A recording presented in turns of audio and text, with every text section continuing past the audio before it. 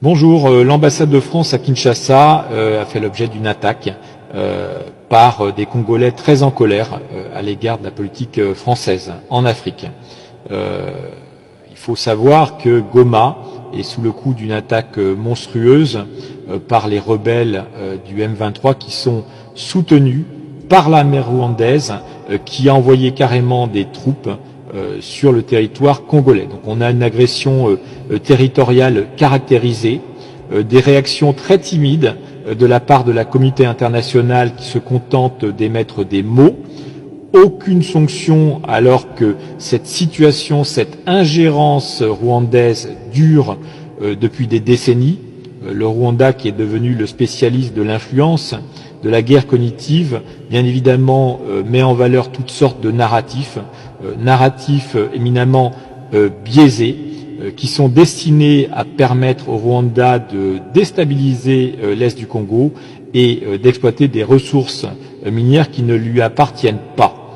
Vous avez effectivement dans l'Est du Congo un minéraux critique qui s'appelle le coltan, très très utile pour la transition énergétique. Il sert notamment à faire des condensateurs.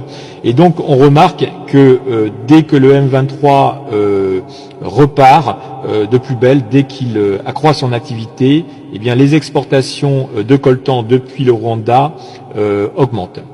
Cette situation est acceptée, validée par l'Union européenne qui a signé l'année dernière un accord de coopération avec le Rwanda sur ces matières critiques.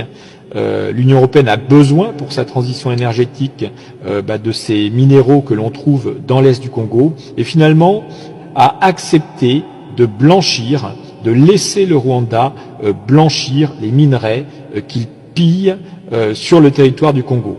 Cette situation est juste inacceptable. La France, elle, a choisi le déshonneur. Elle a choisi de soutenir Paul Kagame. Alors, pour de multiples raisons. Je dirais d'abord parce que la France a une tendance désormais à s'aligner sur des intérêts qui ne sont pas les nôtres, sur des intérêts anglo-saxons. Et puis, elle a besoin de Paul Kagame pour sécuriser l'exploitation de gisements gaziers au Mozambique. Donc tout ça explique d'ailleurs pourquoi vous avez eu un rapport Duclerc qui traitait du rôle de la France pendant le génocide, rapport complètement ascientifique, complètement biaisé, mais dont les conclusions ont été tout simplement commanditées par Paul Kagame. Donc Emmanuel Macron a accepté, s'est abaissé, s'est agenouillé devant un dictateur qui n'arrête pas de commettre des assassinats extraterritoriaux et qui est responsable de centaines de milliers de morts et même de millions de morts dans l'Est du Congo. Bien évidemment, les anglo-saxons le savent, la communauté internationale le sait. Donc on peut comprendre la colère de nos amis congolais. La France finalement a fait le mauvais choix.